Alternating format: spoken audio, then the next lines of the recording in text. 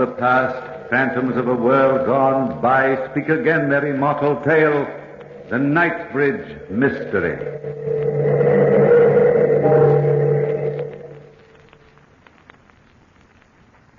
Saturday night, I killed Gardner. That's the incredible part. I killed him. It is sitting here next to me now. Sitting in his usual chair by the fireplace here at the old Knightsbridge Inn, acting as if nothing unusual had happened. How can a man be dead and alive at the same time? I remember the whole thing so clearly. It was just 2 days ago. 2 short days ago. Last Saturday, to be exact. Gardner's a landowner and had just collected his rents.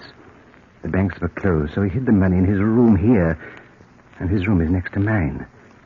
And it was all so easy. It was raining that day. Yes, it was raining hard enough to drown out the screams of a man being murdered. Gardner, Professor Nelson, and myself were sitting around the fire, just as we're sitting now. And I needed money. Needed it desperately. Not for myself, I don't count anymore, but for my son, my boy Jack. He's 21, and a man needs money to keep his son in college. I'd done everything I could think of to raise that money. I'd even worn various disguises, wigs and makeup, and sat on the steps of the bank in London to beg for farthings. Imagine it. Me, Captain Cowan, being a beggar on the streets. And Gardner was rich, fat, rich, and alone. Nobody would miss him. That is, nobody but his fat, sleek cat. And I had my son, my boy, Jack. I remember everything that happened that Saturday night. The 3 of us, Gardner, Professor Nelson, and myself, were sitting around the fireplace, and it was raining. Nasty night, isn't it, Mr. Gardner? Yes, quite nasty, Professor Nelson. You know, I don't see why you scientists don't do something about the weather. Well, many men have thought about that very thing. Thinking. Oh, they ought to take action. Thought is idle. Action brings results.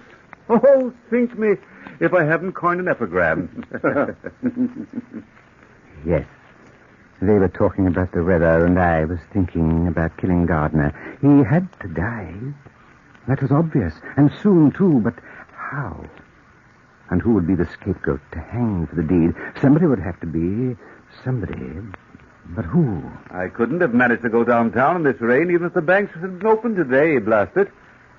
Oh, it's confounded uncomfortable keeping large sums of money about you because of a conspiracy between the weather and the Bank of England. Well, surely the money is safe enough here, Mr. Gardner. One would think so, but you never can tell.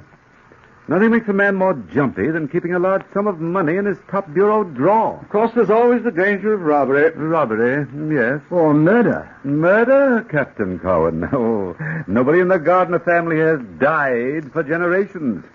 We Gardners just don't die.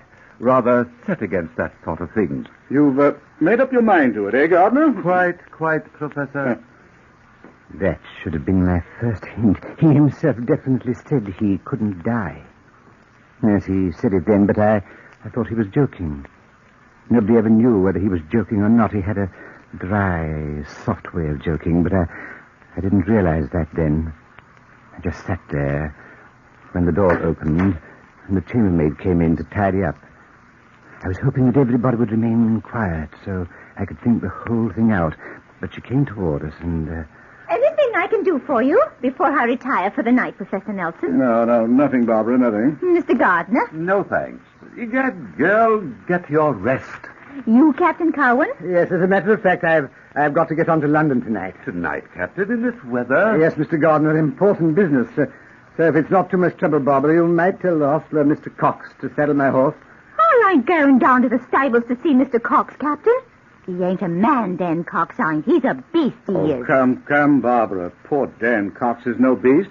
He's an unfortunate victim of an accident, which has reduced his mentality to that of a small child.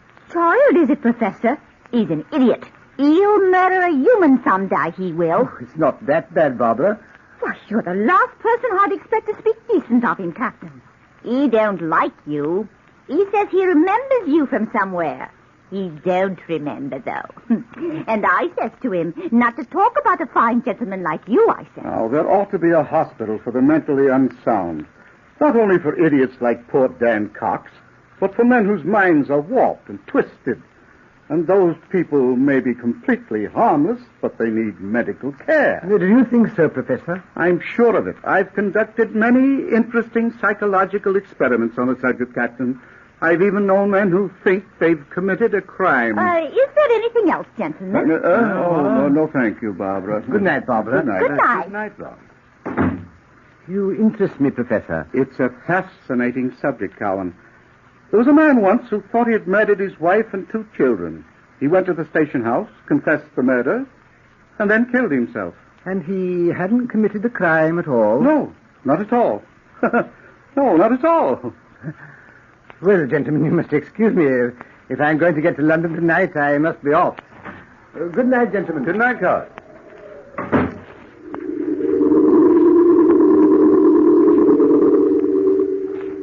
I shut the door behind me, very casually, just as if I really were going to London.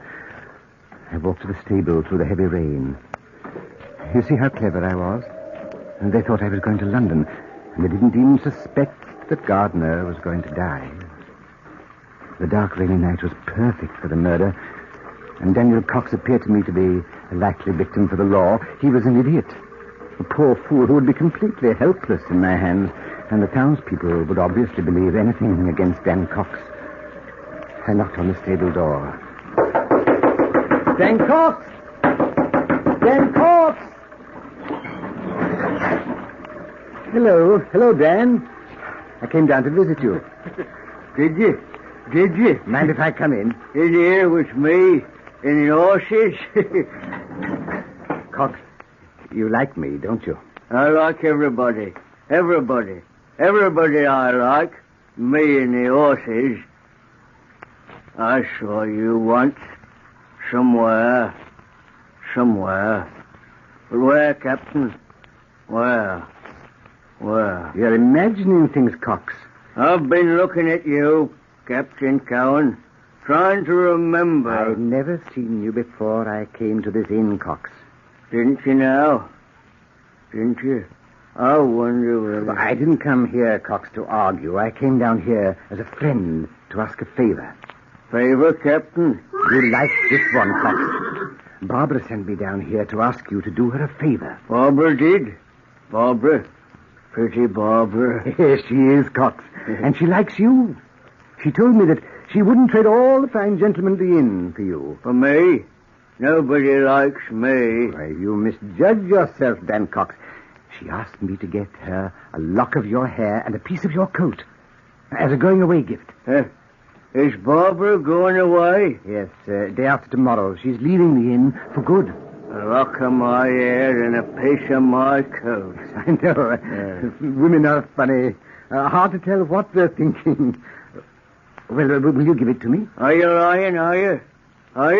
Here, take my pocket knife. Here, you can snip it off yourself. Thank you, Captain. Thank you. Here's the claws in the air. Nobody ever liked me before. Just my horses. Thank you, Cox. Why do you look at me like that, Captain? I was thinking what a lucky man you are, Cox. Oh, will you bridle my horse before you turn in for the night? I'll be leaving for London shortly. Yes, I'll bridle Queenie right away.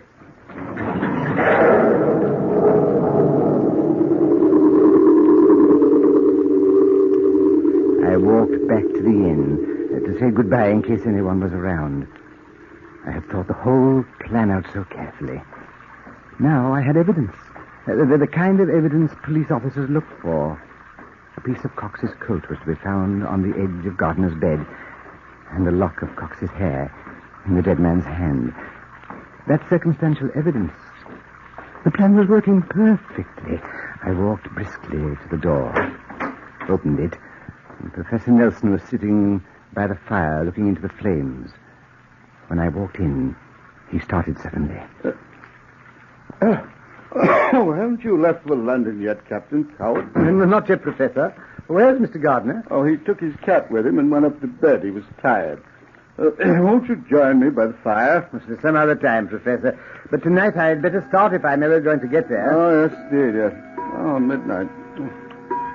Oh, I must be tired. My reflexes work by the clock, sir. Definitely by the clock. I think I'd better retire myself. Oh, well, Captain. Pleasant journey. Good night. Good night. Oh, why don't you sleep here and wait till tomorrow, sir? Traveling's difficult in this weather. Sorry, I have important business in London, Professor.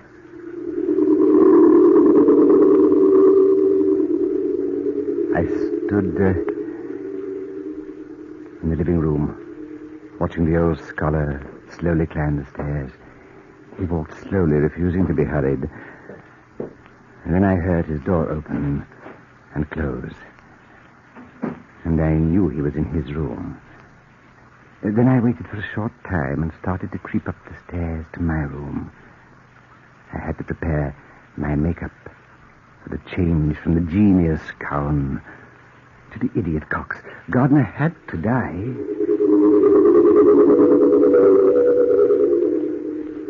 In less than a half hour, I had completed the transition. I stood in front of the mirror looking at myself. I'd done a good job. That I knew. The disguise was perfect. I was no longer Cowan. I was Cox, battered, bulbous nose, and a raggedy coat and dagger. I crept slowly to my window and opened it, planning every move, and I was clever. So very clever. Then I crept carefully out on the ledge. Gardner's window was open and barely 4 feet away. I moved slowly over the ledge like a cat in the night, step by step. The panel was slippery from the rain, and the night was dark. Dark. I could hear Gardner's heavy breathing as I crept through his window to his room. He was asleep. And there was no moon in the sky this night to give me away. I walked slowly to his bedside, dagger upraised, and then... Oh, the cat. I'd almost forgotten his fat, sleek cat. Oh, I'd forgotten that mewing, spewing cat. But I was clever. I worked faster. Right to Gardner's bedside, and then I plunged dagger. The knife... The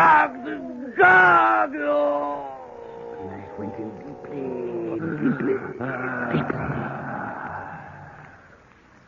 And I remember his last breath. It was like the sound of a dying fire or the moaning of the wind, the futile gasping. And then he was dead. Dead. You see, I did kill him. I remember every single detail, and I was so clever.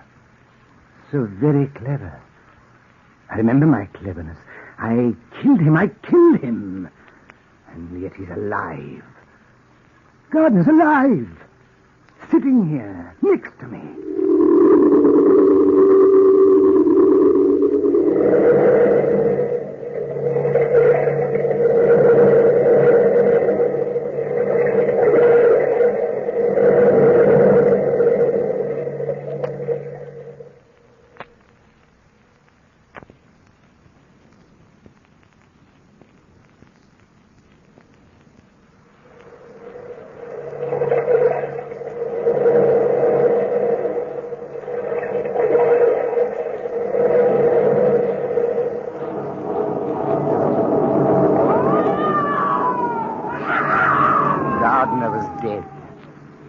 By his bedside and pulled the knife out of his heart. I placed a piece of Cox's coat on the edge of the bedside and a piece of his hair in the dead man's hand. Then ruffled up the bedclothes and I started my search of the room. I opened the drawers, the closets. Every single hiding place possible was combed for the money. I heard footsteps outside the door. Did I hear somebody scream out? Is anything wrong? Funny, I thought I heard. I had to work quickly. Get the money. Then I remembered Gardner had said it was in the top bureau drawer in the corner. Yes, in the top bureau drawer. And there it was. A knock on the door disturbed me. Mr. Gardner! Mr. Gardner! Did you call me? I didn't know what to do. Answer and pretend I was Gardner. That seemed logical and clever. I strained my voice and called out. Oh, yes, Barbara. What do you want now, girl? I heard someone scream, and I thought that beast Cox was in your room, Mr. Gardner. No, everything's all right. Good night, girl. Good night, sir. I had to get out of there as soon as possible. Back to my room. Out of the window, over the ledge. It had stopped raining. And the moon was coming out. A bright, full moon. It outlined my shadow on the ledge. Then I remembered my own cleverness. If I was seen, they wouldn't see me. They'd see Cox, the half-wit Cox. I climbed in my window, clutching the money. I thought for a moment I'd seen someone on the lawn watching me.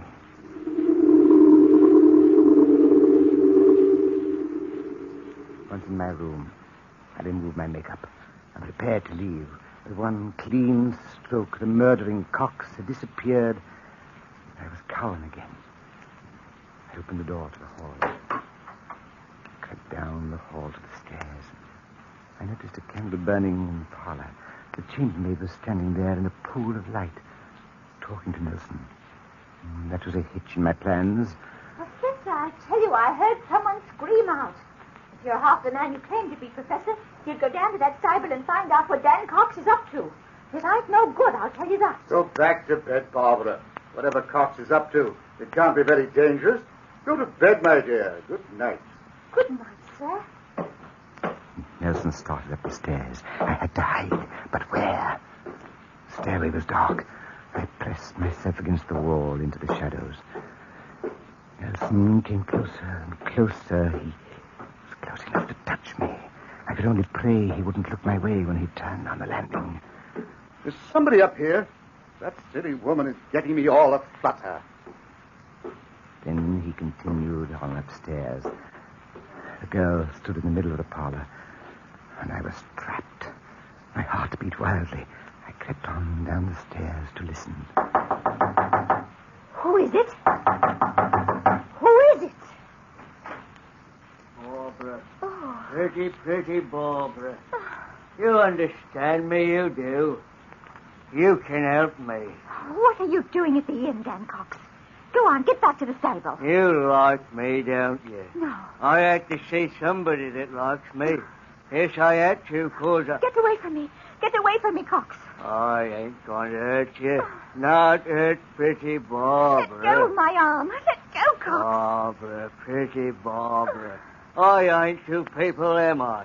I ain't two people. Beast, you ape. I saw myself standing on the ledge tonight, and I know myself by my nose and my hand.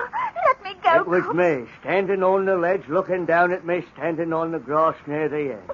Two people. They both can't be me. I'm not one. I'm two, yes. And it don't make sense. Let me go. Cox, let me take your hands off my You're throat. pretty, Barbara, Oh. pretty. Oh. Barbara. Barbara. Dead. I must be dreaming. That's it. Dreaming. I'll go back to the stable and go to sleep. And when I wake up, this won't have happened. I've been dreaming all along.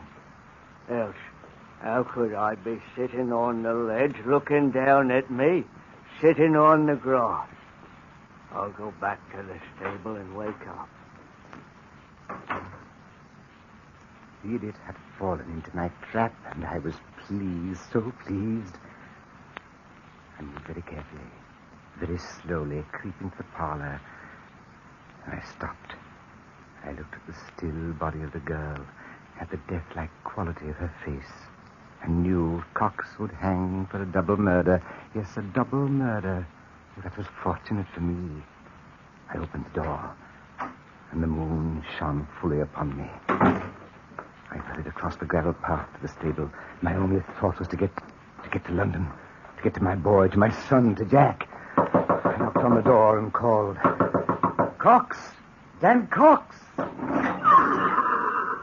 I look asleep, Captain? You look as if you might have been sleeping, Cox. Okay, come, man, where's my horse? Your horse? What horse? Queenie. Is Queenie saddled? I must be dreaming. I am asleep, ain't I, Captain? Because if I was awake, I couldn't be on the ledge and on the grass at the same time. Do I have to get my horse myself, Cox? I killed a woman, Captain. I killed her. Why am I two people? I killed her, and it's your fault, Captain. It's all your fault. I hate you. I hate you. What are you talking about, Cox? You don't know, do you? No, you don't know. You told me she liked me. You said she wouldn't trade me for all the fine gentlemen in the inn. You said, and you lied. Because she hates me. Are you insane, Cox? Do you think anyone would believe that story, the story of an idiot? Idiot? I'm not an idiot. I had an accident a long time ago. A funny accident. And sometimes I can't remember. Sometimes I... Stop it, Cox, and get my horse for me. Sometimes I can remember clear. Like sometimes I can remember who you are. And then again I can't. And you made me kill her. And it's all your fault. Fool, I'll teach you a lesson you'll never forget. Get out of my way! I'll saddle my horse myself.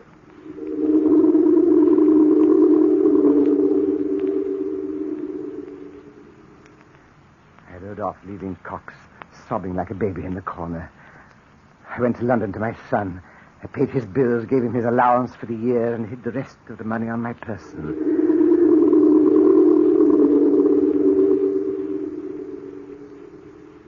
And then, this morning, I returned to the inn and found these men sitting here at the old Knight's Bridge Inn, chatting gaily. Barbara was serving them tea as if nothing had happened. Nelson and Gardner asked me to join them by the fire. I sat down here, puzzled and confused. I know I killed him. I saw him die. And they started to talk. They've been talking for a half an hour like this, and I can't stand it anymore, just sitting here waiting. Well, what's the matter with you anyway, Captain Cowan? You've been quiet as can be ever since you came back from London. Yes, hasn't he? Amazing, isn't it? I took a trip to London myself Monday morning, but I didn't come back in a sad mood. London cheered me. Yes, I had got rid of that confounded pack of money I was carrying around. It had me blasted nervous. Yeah, I can well imagine it did, Mr. Gardner. I hear you're in for congratulations, Captain Cowan. Congratulations. Yes, we heard you'd won a packet of money in the Irish sweepstakes, almost £500. I didn't win money in the sweepstakes. I didn't. Oh, nonsense, Captain. Don't try to keep that from us. What are you trying to do to me? Drive me crazy? Drive me insane? I didn't win money in the sweepstakes. You're supposed to be dead, Gardner. Dead. You understand? I went to a lot of trouble to kill you. Yes, and I killed you with my own hands. And stole the money. And Barbara was dead, too. Cox killed her. You've got to believe me. I disguised myself to look like Cox, and I killed Gardner. Yes, I killed him. You're dead, Gardner. And the dead can't rise from the grave. They can't. They can't. Answer me. Don't stand there looking at me. Answer me. Professor! Professor, tell me the truth. Yes, Captain Cowan, I'll tell you the truth. Barbara was not killed that night. She was merely frightened and fainted. But you murdered Mr. Gardner by your own confession. You'd planned a perfect crime. A crime so perfect that Cox might have hung for Gardner's death if it hadn't been my little experiment. Experiment? What experiment? A psychological experiment, Captain. You see, I looked up your record and found out that you were an old vaudeville actor and specialized in character parts. That's where Cox remembered you from. You were on the stage the day he had his accident. So I played your own trick back on you. The only way we could get you to admit your crime was to bring Gardner back to life. This gentleman is not Mr. Gardner. He's just an actor, cleverer at makeup than you ever were. No, Captain Cowan, I wouldn't try to escape. Your confession has been taken down, and the inn is surrounded by the police.